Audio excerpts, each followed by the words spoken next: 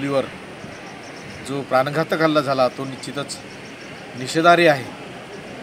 या निमित्तानं वारंवार महिला असतील किंवा युवती असतील ह्या महाराष्ट्रात कुठेही सुरक्षित नाही हे अधोरेखित झालेलं आहे। कारण वारंवार महिला असतील, युवती असतील, मुली असतील यांच्यावर नेहमी असे प्राणघातक हल्ले चालूच आहेत।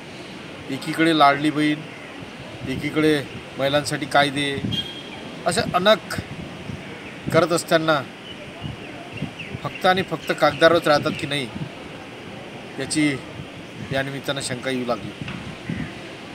म्हणून आज जो त्या बालिकेवर हल्ला झाला तो जो हल्लेखोर आहे यापूर्वी त्यांनी त्या मुलीची छेडखानी काढली होती, पण पोलीस प्रशासन असं काही झाल्यानंतरच लक्ष देते आणि अगोदर काही रिपोर्ट वगैरे काही असला तर त्याच्यावर फारसं गांभीर्यानं लक्ष देत नाही।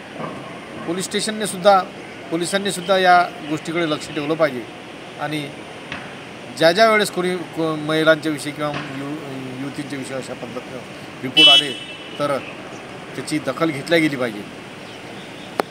आज तो आरोपी पकडलेला आहे, मी CP साहेबांसोबत बोललो, त्याच्यावर कडक कारवाई झाली पाहिजे अशी सूचनासुद्धा केलेली आहे।